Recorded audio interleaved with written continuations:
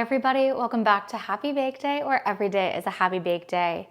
I hope you got the chance to check out my spooky zombie finger cookies from last week. If you missed it, of course, you can check it out right here. To keep with our super fun Halloween theme, we are going to be making a mummy baked wrapped brie. For that, you will need the following ingredients. 1 sheet of frozen puff pastry, thawed, 1 small wheel of brie, 1 tablespoon of cherry jam, 1 large egg, and 1 teaspoon of whole milk. Our first step is to preheat the oven to 400 degrees. Next, gently roll out your puff pastry on a flat surface like a cutting board. Use a pizza cutter or sharp knife to cut your pastry lengthwise about 1/2 inch wide. Once that's done, scoop your jam over the top of your brie and evenly spread it across. Take your puff pastry strips and wrap them around the brie in various directions to make them look like mummy bandage wrappings. Place your brie on a baking tray lined with parchment paper.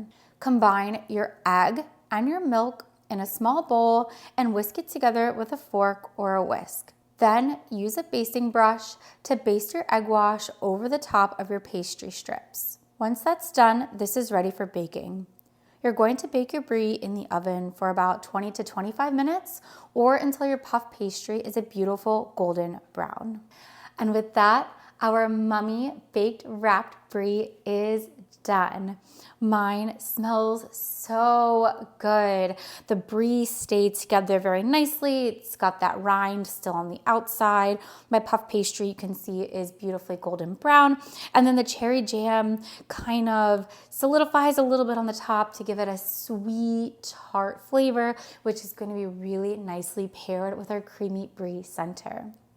You do want to serve this while it's still warm.